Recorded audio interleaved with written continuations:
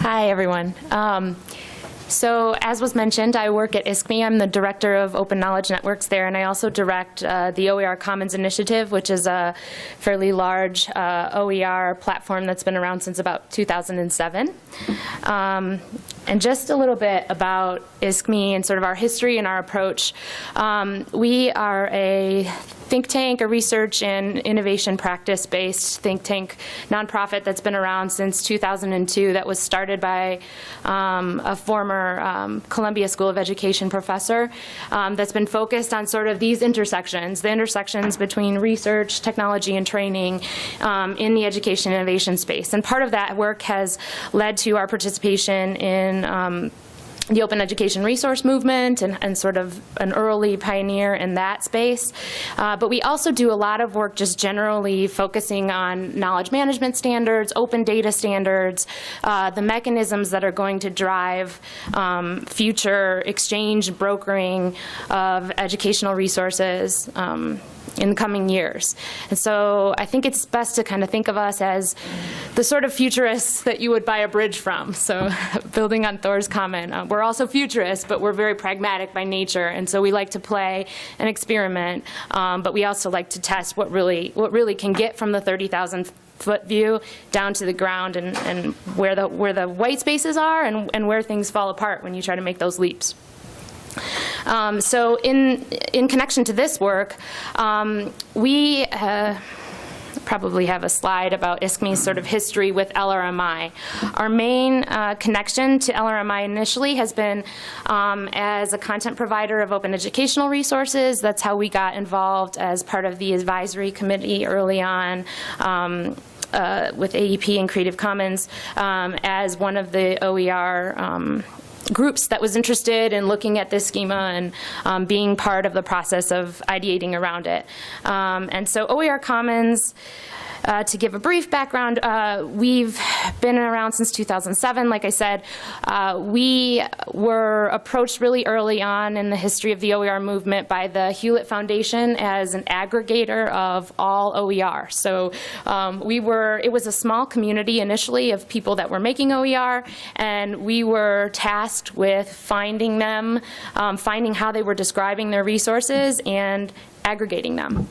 Now we've evolved quite a bit since then, and so a lot of people still think of us as an educational resource repository. We've actually stopped doing that quite a long time ago. We still have those functions. We still play in that space. We have pretty powerful harvesting mechanisms that we have a Dublin core based LOM adaptable metadata schema that is also tagged to LRMI and pushes data to the learning registry. So we still play in that space in a very deep, meaningful way, but it's not the current focus of our work. The current focus of our work is focusing on curriculum improvement hubs and what needs to happen on top of those kind of engines, and how communities of practice can be built around them, and sort of we can all sort of begin to actualize this concept of adaptive learning that I'm really excited that everyone in this room is playing a part in this. So we are deeply invested in LRMI working because I think it's the right vision. It's just the way things need to move. The details, a lot of the things that we've encountered as an early adopter, I think are there are hiccups and there are things to work through, but I think that everyone in here is, pushing towards the same and the right vision for what needs to come. So our experience to piggyback on some of the things that were mentioned earlier, we originally had 350 content providers that we were working with OER globally, and so they were all over the place with the ways they were describing data. We had a lot of European partners in Africa, and so we struggled a lot developing our schema, trying to make the right balance between findability for people domestically and a standard that was going to be broad enough and fluid enough that it would be usable to someone in the Philippines, or when our usage spiked in Pakistan, surprisingly, we're like, wow, I don't know what these people are doing on OER Commons, but it's kind of exciting that they're there. And so we've struggled a lot with that, with those growing pains of trying to find that balance. So I would say that currently we've got quite a heavy focus on Common Core, and that has influenced some of how we've been presenting our platform recently. But we still are really deeply embedded in international communities and struggle to make them still feel supported in this new world of Common Core. So here's our sort of cred as participating in this community. Part of the LRMI Advisory Committee, we were a Learning Registry launch partner and early adopter. We have been on the SEDS Granular Identifier Working Group. We have been testing the accessibility extension, and we're tasked with leading an initiative around innovative professional development discoverability for the Bill and Melinda Gates Foundation that led to a summit recently of professional development, mostly vendors, mostly publishers of professional development content, but also stakeholders from districts that were sort of looking at how professional development materials can fit in this ecosystem. So to dive in a little bit more deeply to the IPD metadata project, the Gates Foundation sort of had some knowledge and some awareness of vendors out there that were looking to move to digital. Some of them had non-digital materials, but they had a list of vendors that they were sort of seeing doing innovative things with professional development who wanted to sort of get around how they were going to make their material more discoverable on the web. And this summit that we launched, which was looking at this challenge, was really focused on the teacher perspective. So what are teacher pain points in discovering professional development materials? What are they actually looking for versus how things are being described?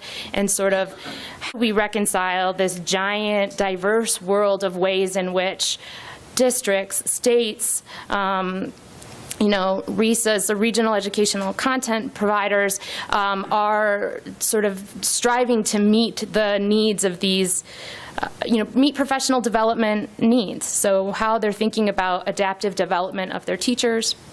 And so it was quite a dynamic event. So there was quite diverse perspectives, and you had a little bit of a Tower of Babel effect in the approaches that people wanted to take. So some people felt that LRMI's educational alignment field could very easily meet all of the needs of this, these wide range of ways that they've been interested in tagging materials historically. So Danielson framework, the Marzano framework. And then there was a body of constituents at that summit that felt like, whoa, am I going to have to tag my PD content to like Marzano, Danielson, 200 different potential frameworks that are out there, and for each one come up with a URL for the exact field that educational alignment is referring to.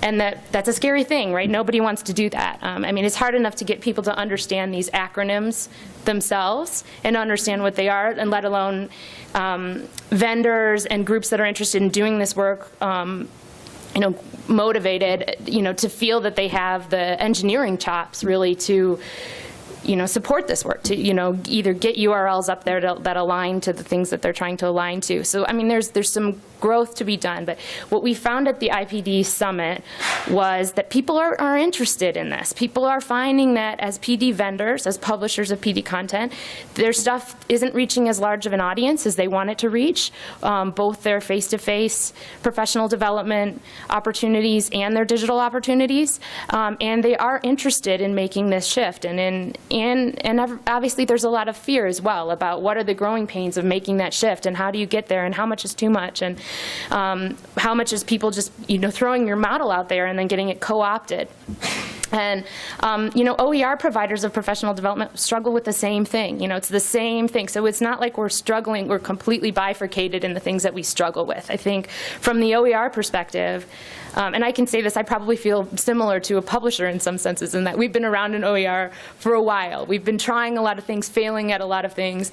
There's a sort of here comes everybody moment happening with OER that is also very kind of creepy to the people that have been in the field for a while. They're like, here comes 80 million startups reinventing the wheel, and I'm sure this faces publishers all the time, but it's kind of, you're kind of like, are you going to do that? We did that 5 years ago, and then we failed at it, and then we did 5 other things and failed at that.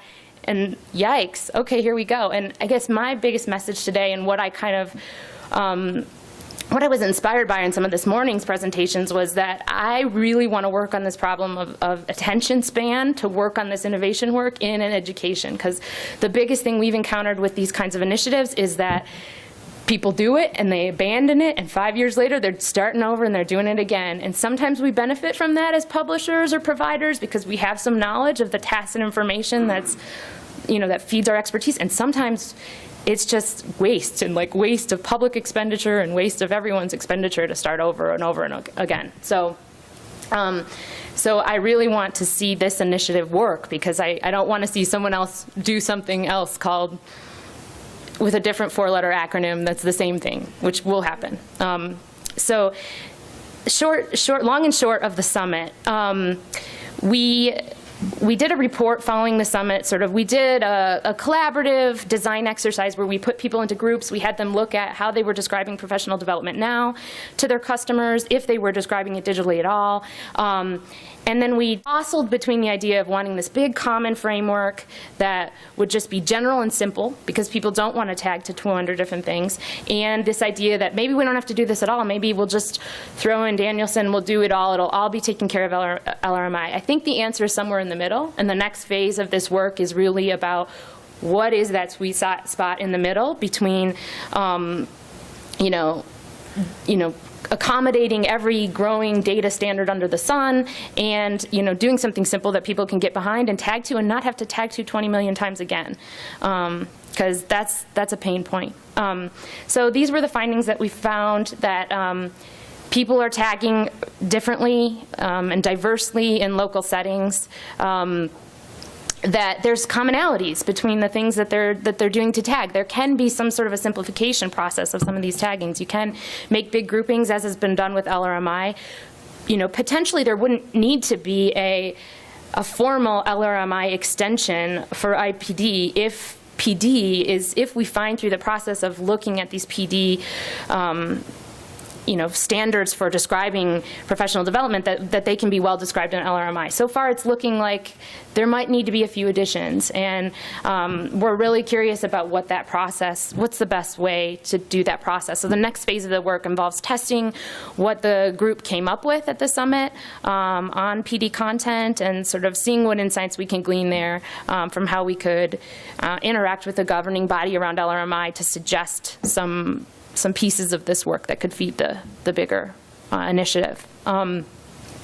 So one pain point that came up at the summit, and I feel like I'm going to say pain point many times because there are a lot of pain points in this work, is that the fantasy that everyone wants to get behind is this idea of adaptive content discovery. And anybody who's worked in metadata knows that the best systems out there, the really well, like our system for OER Commons has really well described metadata. And we worked really hard to get it. A lot of people worked hard on it manually for many years. And it was an expensive, philanthropically funded effort. And that's expensive. That's not the common thread. A lot of systems out there don't have well-described data, and we've participated in metadata initiatives like GLOBE, which was an international consortium of metadata providers, European, all across the world, some partners in Japan. And our metadata in that consortium showed up the best because it's very granular and very well described, so it serves adaptive systems well. But that's costly, right? To have somebody doing that kind of work in a granular way is expensive. So we really need to think about the cost of that process and supporting it, either as a public good in the case of OER that people want to invest in, and as publishers in terms of thinking about your value, your bottom line. It's very important to think about how costly this is to do this well, and I think people have touched on that. But uniform metadata works really well for adaptive content discovery, and big groupings of content don't work so well. So that's, I'm not convinced that we've reached the right balance there. It's also better, like I said, to build on what's out there and not reinvent the wheel. So My general reflections on LRMI so far is that there will continue to be growing overlaps in extensions as they emerge. As we even went through the process of trying to develop a professional development extension, we discovered that we knew quite a bit about the accessibility extension, and that there were some overlaps between what we were trying to talk about as PD and accessibility approaches. And so that's a problem, right? We don't want to have a gazillion, many extensions bloom, and then there being the same sort of problem of overlap and, in those kinds of extensions. And so I'm really excited about the governance idea for LRMI for that reason. We've also found, we've done a lot of work, we do a lot of professional development with teachers around tagging. We've participated in different tagging initiatives, and there are a lot of issues around incentives to tag. One initiative that we participated in, that we've worked with, the Reform Support Network, Race to the Top states looking to use common tagging schemas. There was a lot of debate back and forth. We want to use 12 fields. We want to use 7 fields. How much is too much? We don't want to go back if we all agree on 8 fields. So there's a lot of sort of pain points there in terms of getting everybody on the same page on what they want to tag to. And sort of from the school districts and educator side of it, there is funding out there now through Race to the Top for districts to create tools to support work, but it won't be there forever. And what happens after that? Do publishers support that? Do OER providers support that? How do we make sure this ecosystem continues to grow? There is also a big mismatch between what teachers are looking for and what district and state level folks want them to be looking for. So, what we've found over and over again is that teachers are doing funky stuff with the Common Core state standards, right? Like, they are going to do what they've done in the past. What my teachers' friends tell me now, they're like, I'll be like, what are your pain points about innovative professional development? And they'll be like, one of my students is sitting under the table, under his desk for most of that's like my main pain point. Like, I'm like, aren't you interested in instructional strategies and, like these different things? And I'll be like, can I interest you in this? And they'll be like, no, I'm mostly interested in the fact that my school has no budget for me to deal with the student that is sitting under, his desk, and I'm not sure how, that's my pain point. Like, that's it, like, deal with that. And so I think we get real heady in this academic standard space trying to be like, well, but what if, what if you could do this? And what if you could, fluidly move to, and people are like, no, really, just please help me out with that kid. So I think, we're sort of at we still are not dealing with the distrust around these shifting models and that short attention span that educators are feeling. And so anything and everything we do needs to be more deeply embedded with the educator perspective. And I feel like we try to do it, like, whenever, and my organization is guilty of this too. We bring in educators where we can, we bring in learners, we have this convening of education innovators, and we have everybody at the table, but it's still pretty heavily driven by the stakeholders that are out there wanting to do innovative products and services on top of this community, and there isn't the right balance. So. And like I said, we're at this critical sort of here comes everybody moment, as much for OER as for published content.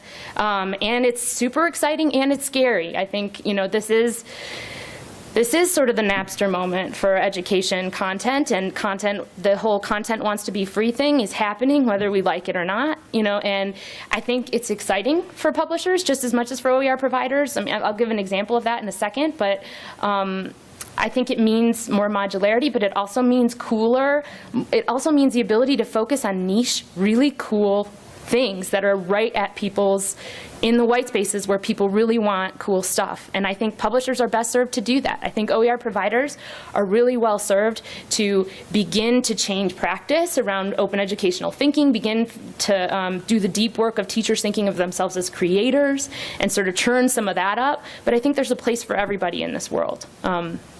So one, cause of concern around the extensions that I've worked with so far, this idea of adaptive learning systems, adaptive recommender systems, I'm a little nervous, right? Like, I use Netflix.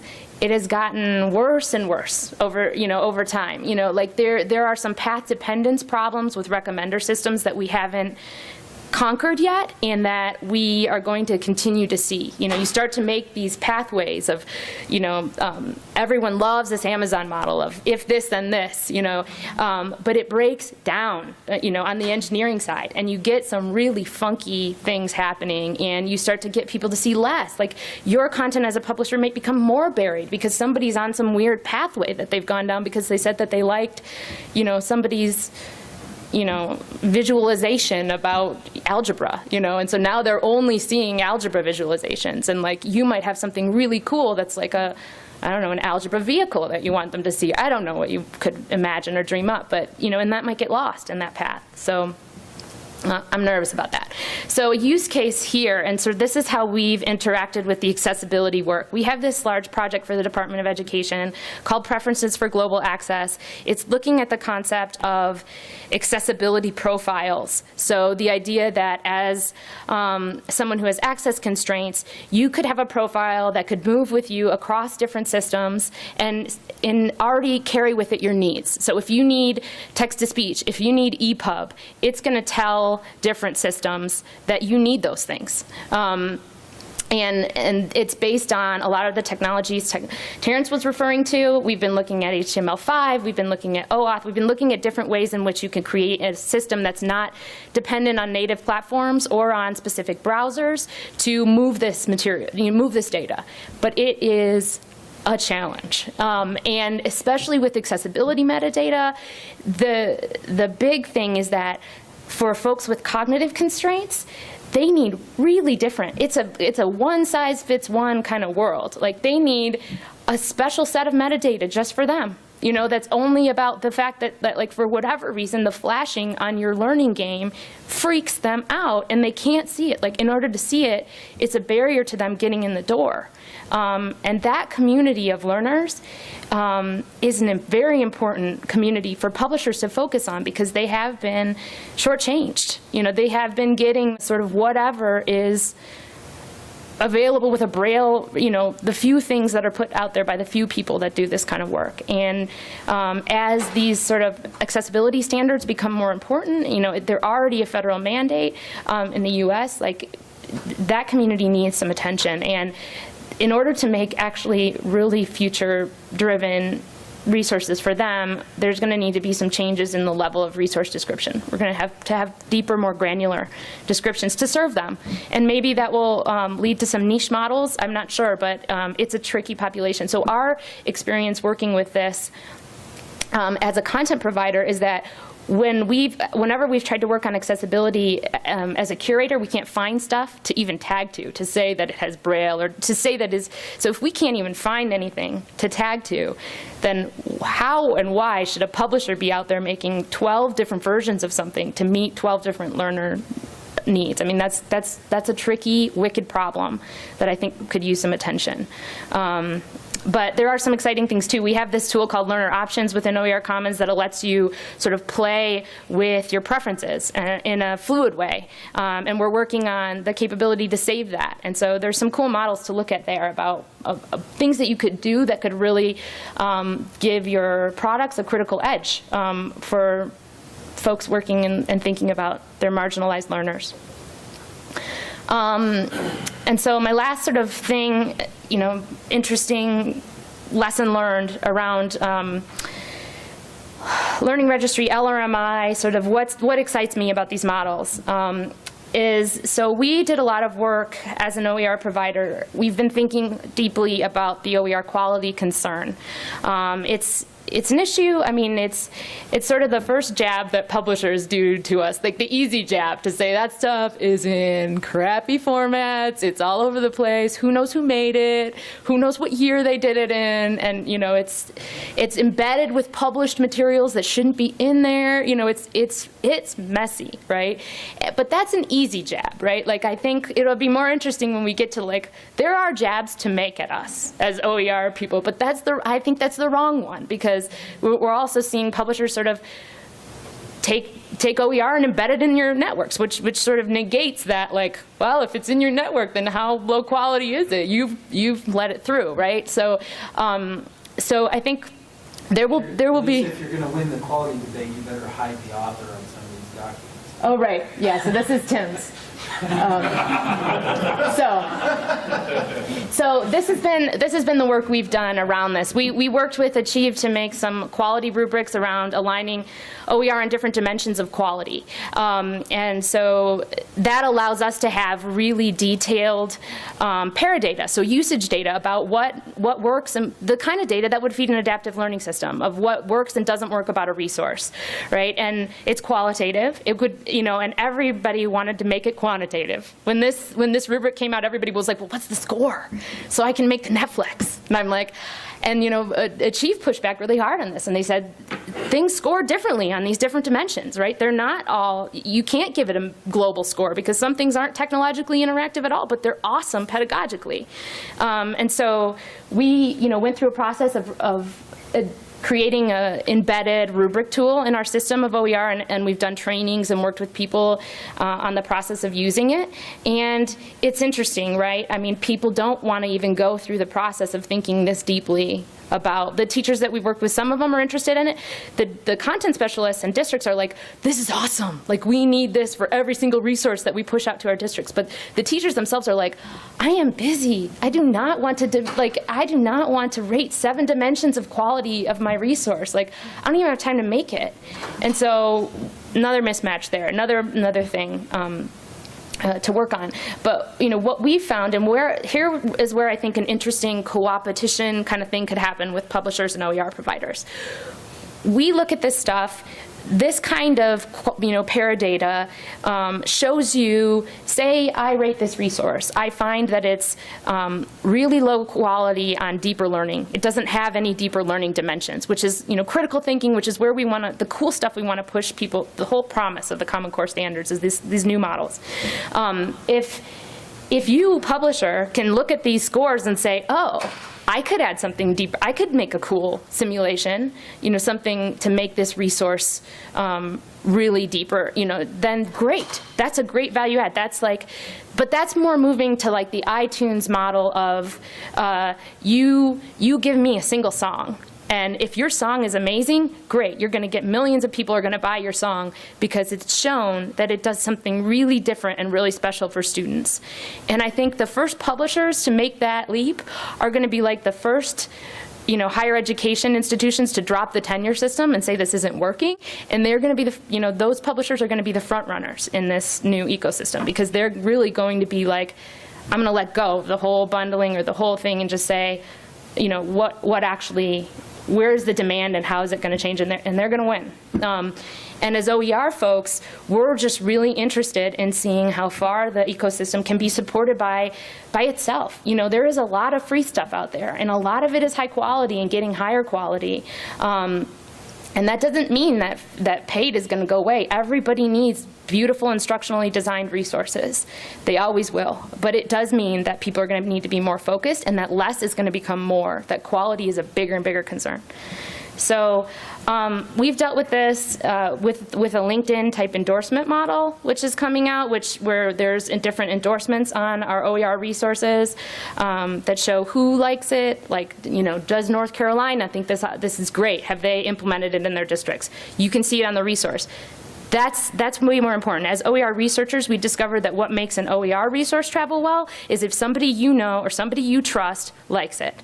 And so if you think that the people in North Carolina know what they're doing with a certain element of their curriculum, then you're going to be way more interested in that stuff than just, marketing materials that say that this is a cool resource and it totally, touches the shifts in the Common Core and it does all that. Like, that's not enough anymore, I think. So, this is how we sort of are dealing with the quality layers, and there's a lot of opportunities for publishers around.